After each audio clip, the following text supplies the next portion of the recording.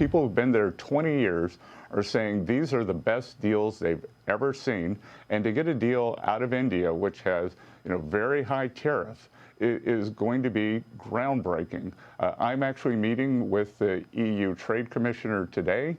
We'll see, as I've said, the Europeans have a collective action problem. They're negotiating for 27 different countries. The Germans are interested in autos. The French are interested in agriculture. Maybe try and break up the EU a little there. That's Treasury Secretary Scott Bessent laying out the trade agenda as we are just days away from President Trump's deadline. India also feeling the pressure to get a deal in ink after the administration touted successful negotiations with Vietnam. In part, the deal seeks to stop Chinese-made goods from entering the U.S. through the back door. And Beijing isn't taking the threat laying down, vowing to protect its own legitimate rights and interests, in quotes. All right, let's talk about, first of all, I want to mention two things, Gerri. Inflation. Of course, we talked about the Fed getting things wrong. That's another thing they got wrong, big time on inflation, how inflationary these tariffs were going to be. But it wasn't just them. A lot of people have said that. And then revenue. Madison brought up the revenue issue. More than $100 billion in revenue just so far. That comes to about $200 billion a year, $10 trillion potentially, if things keep on track, of savings that could be applied to the debt, to the deficit, and other things. I mean, is Trump's trade policy working? Well, okay, so the question I keep coming back to is, how wrong can economists be? Apparently very, very wrong. This is all moving in the right direction. And when I look, you were talking about India today, right? Because we might be on the cusp of a deal there. It's critical to loop in India as close to us as possible to make sure they are an incredibly close ally because of China's influence in the region. I'm really excited about what's going on in the Vietnam deal because they are trying to close up that back door so that China can't export their goods through Vietnam as a stopping place to change the tariffs that they're going to face. This is critical to American manufacturers. This is critical to American consumers. I'm glad to see all of this. I think it's heading in the right direction.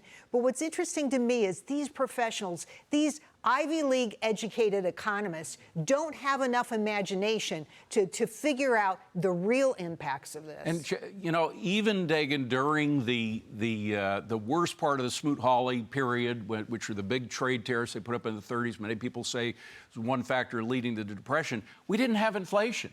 It didn't cause inflation. It caused a lot of other problems, but inflation, as Art Laffer points out time and again, isn't one of them. What about these naysayers? Are they ever? They're probably never going to admit that they're wrong. But is that just water over the bridge by now? I do, and a lot of it is political. Yeah.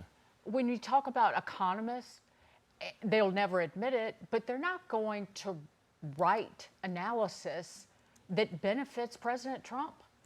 They will, God forbid they do that. They go to a cocktail party and they will have people just giving them earfuls in the right and in the left. And it's a very real thing. And they say, oh, it's just about the numbers and the analysis. No, it's not. Look at Jay Powell.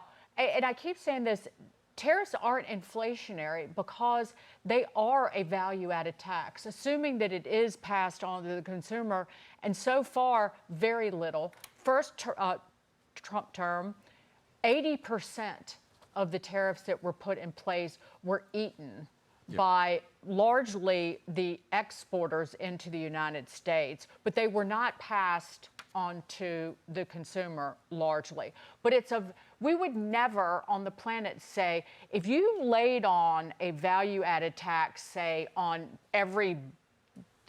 on breakfast goods, it discourages consumption, but it doesn't, even though prices go up by, say, 10%, that's not inflation, not by any estimation. And so when I say that tariffs aren't inflationary, that's why. It's because it's essentially a value-added tax.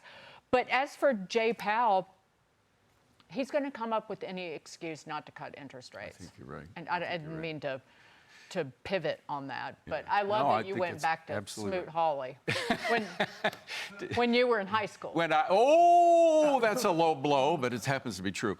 I want to ask you, Taylor, because you've been, and we all of us are basically believers in the free market, and free trade is a part of the free market. And what Donald Trump has said, maybe not enough, but what he has said is what I'm really looking for is a fair system worldwide. Yeah. Are we on the road to that? Because I know you had your own family has skepticism about what's happening. Yeah, I think this was like the big awakening. We talked about like sort of lessons learned from COVID, and I think we all learned like, oh, China doesn't play fair, and it's real.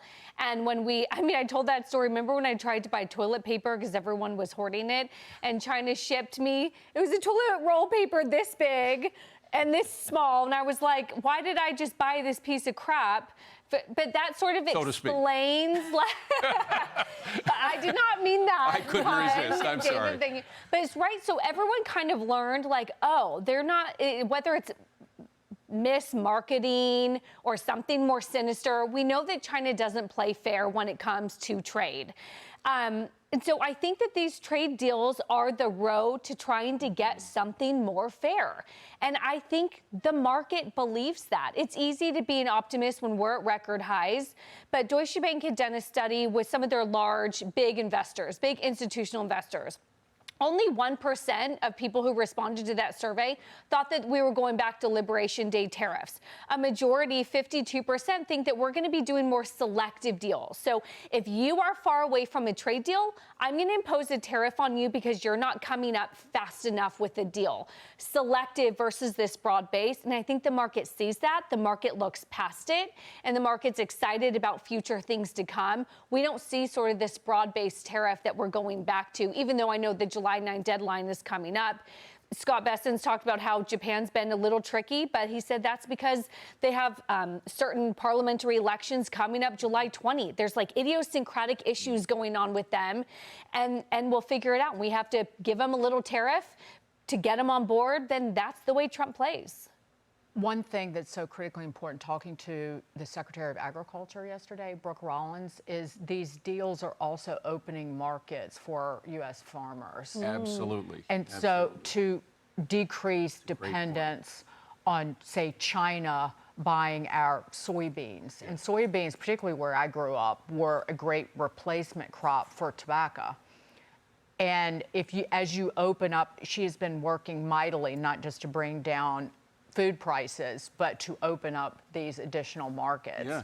And I just can't wait to see, say, what happens with Vietnam. And Madison, it's also opening up opportunities for our manufacturing sector, which has been in a recession. Dagan and I have been talking about this for years, how it's the rusting of America. But this is not only are there these commitments to put in a lot more money in manufacturing from domestic and foreign companies, but there is a will, I think, on the part of the American workforce to want to do factory work, the new AI/factory work, which involves a lot more money, it involves more brains, more use of the brains, and 25% of American workers say, according to a survey, that they would like to work in a factory if it would give them more money. It sounds like a small amount, 25%, but we only have 8 or 9% of American workers now in factory work. Yeah, I mean, I think it's all part of this larger story. These trade deals were to onshore more work to the U.S., both from American companies and international companies, and to bring important work back here in manufacturing, in farming. And it's about piecing the whole thing together. The farming piece, I know, is really big for our American farmers.